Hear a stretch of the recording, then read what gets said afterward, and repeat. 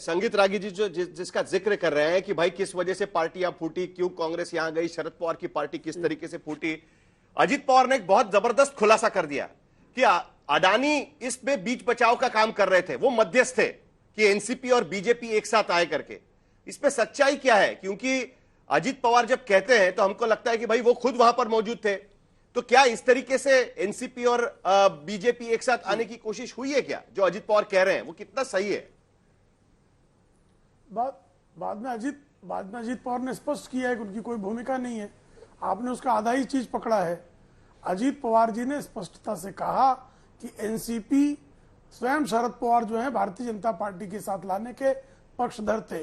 2014 में भी उन्होंने ये काम किया था, 2019 में भी ये काम किया था।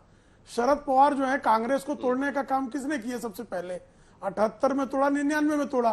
तो शरद पवार तो बारंबार तोड़ते रहे स्वयं।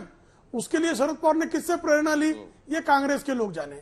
दूसरी बात साहिल जी कि बारंबार कांग्रेस के प्रवक्ता गालियों का प्रयोग करें, मैं अगर उसके तत्सम शब्दों का सिर्फ बता दूं कि प्रयोग करूं क्या, तो मैं गालीबाज हो जाता हूं। क्या कांग्रेस के लोगों को गालियां देने का लाइसेंस आज तक दे रहा है? ये बहुत दुर्भाग्यपूर्ण। कोई नहीं दे रहा है। मैंने उनका आवाज भी बंद किया था, आपका भी आवाज बंद किया था। आपको तो पता है सर, मैं किसी की गाली नहीं हम सुनते।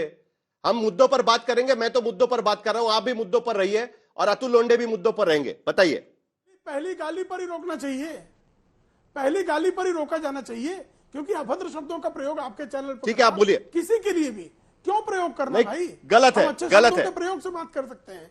तो कृपा करके हाँ, अजीत पवार ने जो कुछ कहा वो स्पष्टता से कहा कि शरद पवार जो है भारतीय जनता पार्टी से पहले वार्ता करने का काम स्वयं शरद पवार ने किया।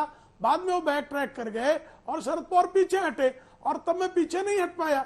ये अजीत पवार ने स्वयं बारंबार विविध साक्षात्कारों में ये बात रखी है और अजीत पवार ने ये कहने का प्रयास किया है।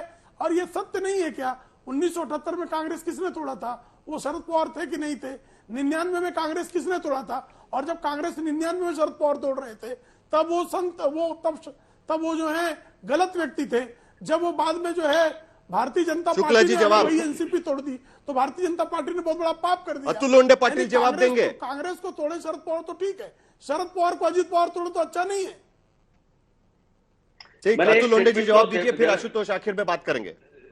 देखिए, ड्यूअल पॉलिसी तो मैंने बता दिया। अभी मैं ड्यूअल पॉलिसी शब्द का इस्तेमाल कर रहा हूं। तो मैंने देवेंद्र फडणवीस का वीडियो तो जो विधानसभा में कहा था, उन्होंने वो वीडियो जनता के सामने आपके माध्यम से रख दिया। अब मुझे इन्होंने संविधान के बारे में देश के प्रधानमंत्री भी झूठ बोले थे। विवेक देबरॉय कौन है जिन्होंने कहा we the people of India और यूनियन ऑफ स्टेट दोनों हटा देना चाहिए अभी कॉन्स्टिट्यूशन से? ये अनंत हेगड़े जो इनके मंत्री रह चुके हैं, उन्होंने कहा कि 400 सीट हमें चाहिए संविधान बदलने के लिए। वैसा अरुण गोविल ने कहा, ज्योति मिर्धा ने कहा, लल्लू सिंह ने कहा। ये सारे जिम्मेदार पदों पर, संवैधानिक पदों पर बैठने वाले सांसद लोग जो है, उन्होंने कहा उसके खिलाफ कभी देवेंद्र फडणवीस हो या फिर नरेंद्र मोदी जी हो या फिर अमित शर्मा जी हो, ये अमित शाह जी हो, इन लोगों ने कभी भी उसके खिलाफ उनके ऊपर कोई कार्रवाई नहीं की, ना ही इनके इस स्टेटमेंट से हमारा संबंध है, ऐसा कभी नहीं कहा। तो ये हो गई पहली बात। अभी दूसरी बात रही, इन्होंने कहा कि शरद पवार जी ने 78 में, 99 में भारत में आयाराम गयाराम जो है ना, वो पॉलिटिकल जो डिसीजन लिए उसको तो जनता ने स्वीकारा नहीं, उसका जनता ने जवाब भी दिया है। लेकिन पहली बार ऐसा हुआ कि लोगों की इच्छा नहीं, पॉलिटिकल इधर उधर से जाना अलग बात है, और ईडी, इनकम टैक्स, सीबीआई का दबाव डालकर लेके जाना अलग बात है। राजदीप सरदेसाई की खुद की बुक में जो उन्होंने खुद कहा था, छगन भुजबल साहब ने, कि मैं ईडी की वजह से 75 साल का हो चुका हूं, 17 महीने जेल में रहा, फिर मुझे जेल में जाना नहीं था इसलिए मैं चला गया। अजीत पवार जी को पता चला कि सुनेत्रा भाभी जी को भी जेल में डालने वाले पसीने पसीने हो गए और वो जो है पार्टी में चले गए, और मेरे ख्याल से उसके विटनेस आप भी हो, जहां तक मेरी जानकारी है। तो ये सारी बातें जो है जनता के सामने पहली बार है कि इस व्यवस्था का इस्तेमाल कर, व्यवस्था के इस्तेमाल से, चाहे इनकम टैक्स हो, ईडी हो, सीबीआई हो, और कई संस्थाएं जो है, डीआरआई है, एसएफआई है, ये सबको इस्तेमाल करके जिस तरह से पार्टियां तोड़ी गई है वो इस देश ने देखा है, बिल्कुल देखा है, पूरे देश ने देखा, और पूरे भारतवर्ष में देखा है। जो नेशनली करप्ट पार्टी थी, जिनको यहाँ पर आकर किस तरह के दूषण लगाए गए, चाहे बिल्कुल हेमंत बिस्वा शर्मा से लेकर टीडीपी के 4 राज्यसभा के सांसद, शुक्ला जी 20 सेकंड है आपके पास जवाब देने के लिए, क्योंकि टाइम खत्म हो रहा है जी। 20 सेकंड है आपके पास। देखिए, ये बारंबार इस बात को कह रहे हैं, करुणानिधि जो राजीव गांधी के हत्यारे हुआ करते थे, करुणानिधि से प्यार इनको क्यों हो गया? वो तो बहुत जो है पावन प्यार था। शरद पवार ने 99 में कांग्रेस तोड़ी,